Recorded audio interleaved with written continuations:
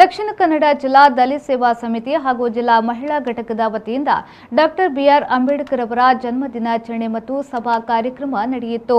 ಕಾರ್ಯಕ್ರಮವನ್ನು ಉದ್ಘಾಟಿಸಿ ಮಾತನಾಡಿದ ಬಂಟ್ವಾಳ ಜೀವ ವಿಮಾ ನಿಗಮದ ಸಹಾಯಕ ಶಾಖಾ ವ್ಯವಸ್ಥಾಪಕರಾದ ಸುಂದರ್ ಮೈರಾ ಅವರು, ಡಾಕ್ಟರ್ ಬಿಆರ್ ಅಂಬೇಡ್ಕರ್ ಅವರ ಹೋರಾಟದ ಫಲವಾಗಿ ನಾವಿಂದು ನೆಮ್ಮದಿಯಿಂದ ಜೀವನ ನಡೆಸುವಂತಾಗಿದೆ.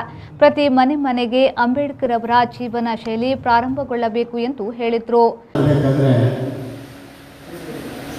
ಇವತ್ತು ನಾನಾಗಿ ಈ ವೇದಿಕೆಯಲ್ಲಿ ಬಂದು ನನ್ನನ್ನು ಗುರುತಿಸಿಕೊಂಡು ಮಾತಾಡೋದಕ್ಕೆ ಸಾಧ್ಯವಾಗಿದ್ದರೆ ಇದು ಅಂಬೇಡ್ಕರ್ ನೀಡಿದ ಭಿಕ್ಷೆ ಅಂತ ನಾನು ಭಾವಿಸ್ತೇನೆ.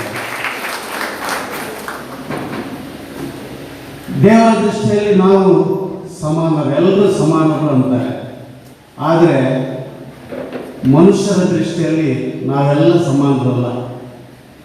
ಯಾಕಂದರೆ ನಮ್ಮ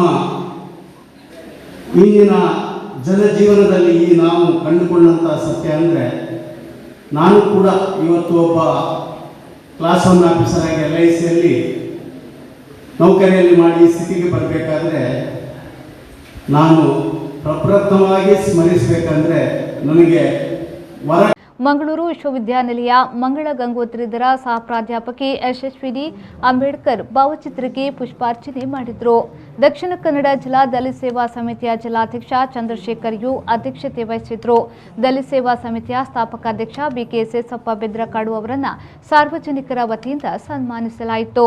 ಬಂಟ್ವಾಳ ಉಪ ತಹಶೀಲ್ದಾರ್ ನವೀನ್, ವಿಟ್ಲ ಪೊಲೀಸ್ ಠಾಣೆಯ SI ಮಂಜುನಾಥ್, ಕೊಳನಾಡು ಗ್ರಾಮ ಪಂಚಾಯತ್ ಅಭಿವೃದ್ಧಿ ಅಧಿಕಾರಿ ರೋಹಿಣಿ, ರಾಜ್ಯ ದಲಿತ ಸಂಘರ್ಷ ಸಮಿತಿಯ ಸಂಘಟನಾ ಸಂಚಾಲಕ ಆನಂದ್ ಬೆಳ್ಳಾರೆ, ಅಂಬೇಡ್ಕರ್ ಸಮಾಜ ಸೇವಾ ಸಂಘದ ಸತೀಶ್ ಶರಳ, ದಲಿತ ಸೇವಾ ಸಮಿತಿಯ ಮಹಿಳಾ ಘಟಕದ ಜಿಲ್ಲಾಧ್ಯಕ್ಷೆ ಮೀನಾಕ್ಷಿ ನೆಲೆಗುಡ್ಡೆ, ಬ್ರಹ್ಮಶ್ರೀ ಸಮಾಜ ಸೇವಾ ಸಂಘದ ಮಾರಪ್ಪ ಸುವರ್ಣ ಮೊದಲಾದವರು ಉಪಸ್ಥಿತರಿದ್ದರು.